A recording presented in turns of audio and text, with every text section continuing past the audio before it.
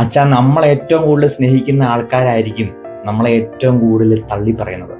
ഇന്നലെ ഒരു അച്ഛൻ എന്നോട് പറയാണ്, ഒരാൾ കാരണം ഞാൻ ഒത്തിരി സ്നേഹിച്ച് കൂടെ നിർത്തിയ ഒരാൾ കാരണം ഞാൻ ട്രാൻസ്ഫർ മേടിച്ച് പോകേണ്ട ഒരു ഗതികേട് എനിക്ക് വന്നിട്ടുണ്ട്.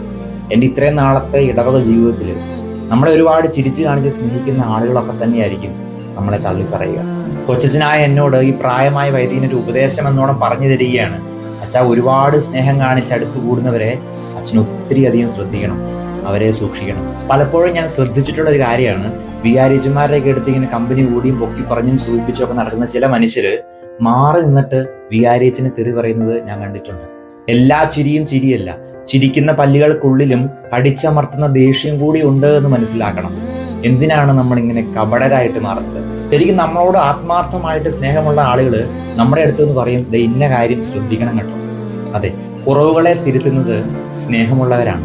കുറവുകൾ കാണുമ്പോൾ അടക്കം പറയുന്നതല്ല, സ്നേഹത്തോടെ അടുത്ത് വന്ന് തിരുത്തി തരുന്നതാണ് യഥാർത്ഥമായിട്ടുള്ള ബന്ധം. ഇന്നത്തെ സുവിശേഷത്തിലും ഈശോയുടെ അടുത്ത് ഒരു അധികാരി വരികയാണ്. അവൻ ഈശോയോട് ചോദിക്കുകയാണ്, ഇനിയും എന്താണ് എനിക്കൊരു കുറവ്? ഈശോ പറയാണ്, നിനക്കൊരു കുറവുണ്ട്. അവൻ ഇന്നേ വരെ കണ്ടുപിടിച്ചിട്ടില്ലാത്ത, നിത്യജീവന് പോലും തടസ്സമാകുന്ന ഏറ്റവും വലിയൊരു കുറവ് അവന് കാണിച്ചു കൊടുത്തത് ഈശോയാണ്. അതുകൊണ്ട് ഈ തിരുത്തലുകളൊക്കെ വരുമ്പോൾ ഉണ്ടല്ലോ, അസ്വസ്ഥരായിട്ട് മാറരുത്. അത് സ്നേഹമുള്ളത് കൊണ്ടാണ്. മറ്റുള്ളവരുടെ മുമ്പിൽ അവനെ താറടച്ച് കെട്ടി അപമാനിക്കുന്നതല്ല തിരുത്തല്.